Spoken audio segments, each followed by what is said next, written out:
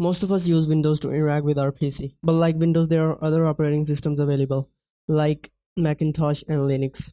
But in this video, we'll talk about Linux. How does it work and why should any of us use Linux if they can do most of the stuff on Windows?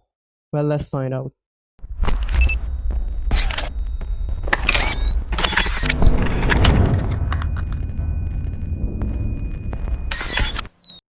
In many ways, Linux is similar to other operating systems like Windows and Mac because Linux has graphical user interface and same type of programs such as word processor, image editor, video editors, and many other softwares. In fact, Android, which is widely used in cell phones, is powered by Linux OS. Linux differs from other operating systems in a lot of ways. First and perhaps most importantly, Linux is open source. That means the code used to build Linux is free and can be viewed, modified, and assisted by user with appropriate skills. And there are many Linux distributions, including many software options.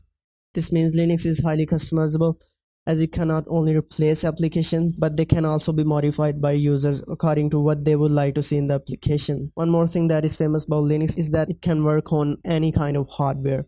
From potato PC to high-end machine, it would work just fine.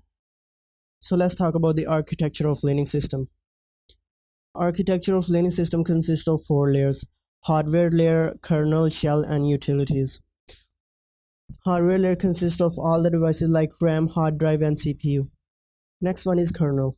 Kernel is a computer program that is said to be the core and heart of operating system, as kernel is responsible for low-level tasks such as disk management, memory management, and task management.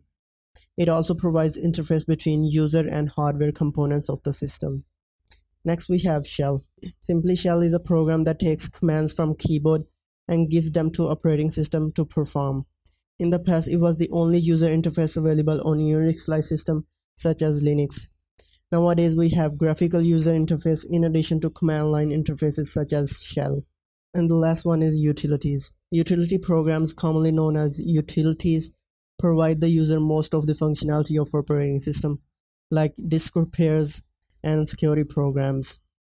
So one question that is asked more than often: why should a normal person learn a completely different environment when other OS like Windows is filling their needs? Well, it really depends on you.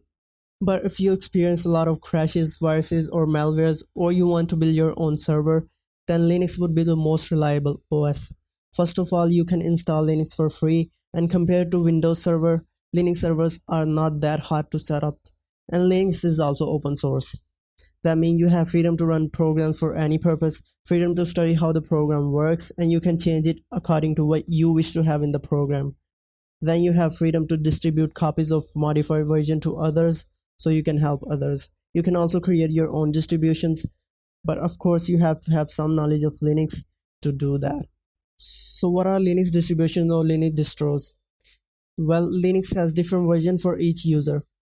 From new users to most advanced users, anyone can find Linux distros that will suit their needs. These different flavors are called distributions. Almost all the distribution can be downloaded and installed for free. There are a lot of distributions of Linux, but here are some famous distros: Ubuntu, Linux Mint, Fedora, and Elementary OS. And if you do want to install Linux and don't know what distribution you should install, my advice would be to start from Linux Mint or Ubuntu, as it will be easier for you to grasp if you're coming from Windows, plus you will get the taste of Linux. There are a lot of videos on YouTube that will help you to install Linux, but if you still encounter any kind of problem, you can always comment below or contact me. So this is it for this video, and see you guys in the next one.